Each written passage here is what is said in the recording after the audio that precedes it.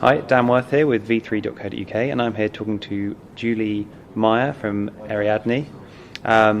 And we're sort of going to talk about some of the ways the UK can make sure it stays at the forefront of the cutting edge of technological developments and keeping staff in the UK and that sort of thing. So we're here at Digital London. What have been some of the key things that you've taken away from the day, and what do you think it is that these events bring to help sure London does stay as a sort of key creative location? Well, I just came off a fantastic panel with the CTO of Songkick, which just has received funding, the first Sequoia Capital investment here in the UK. Sequoia Capital, of course, is Mike Moritz, the Welshman who went over one of the biggest names in Silicon Valley.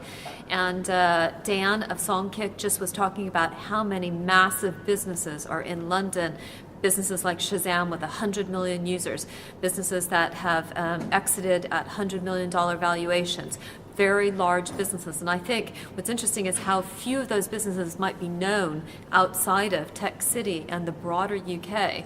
And so it's really actually surprising how many big businesses in the digital space have grown. Okay, so you think that sort of London, perhaps beyond the UK as a whole, is actually doing better than people perhaps realise? Absolutely. I think that the media are not yet communicating that these are the future FTSE 100 companies, that we're actually doing really well. These businesses are getting backed by some of the most important venture capitalists in the world, that they're becoming businesses with 100 million users that are worth $100 million.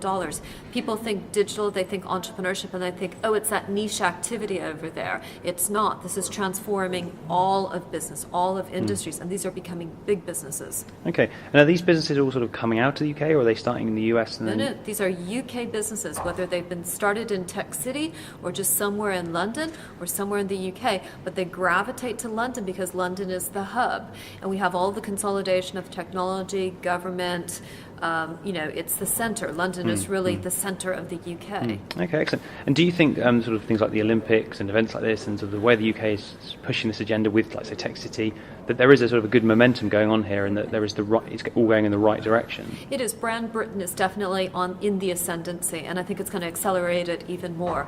The reason why it's happening, though, is technology has a network effect at its core, right? So it speeds up exponentially, not linearly, and so that's what we're seeing, is that this network effect is driving a very fast speed of change right now in business. Okay. And does the Olympics itself have a role in that, do you think? Of course it does. There have been a lot of contracts that have been given to small, medium-sized businesses. There's going to be a huge consumer engagement with new technologies that are, right there. People, using all sorts of gadgets, devices, services, apps, and so forth to send pictures, communicate with people, invite, celebrate, and so forth. It's going to be a big, focus group around digital applications. Excellent. Okay. And so, if we have this conversation in a year's time, is it very much the case that the UK just needs to keep doing what it's doing, or is there anything that they may want to work on for a year's time, so we have this conversation again and we could note an improvement in a certain area? I think it'd be interesting and rather fun to say kind of pre-Olympics, post-Olympics.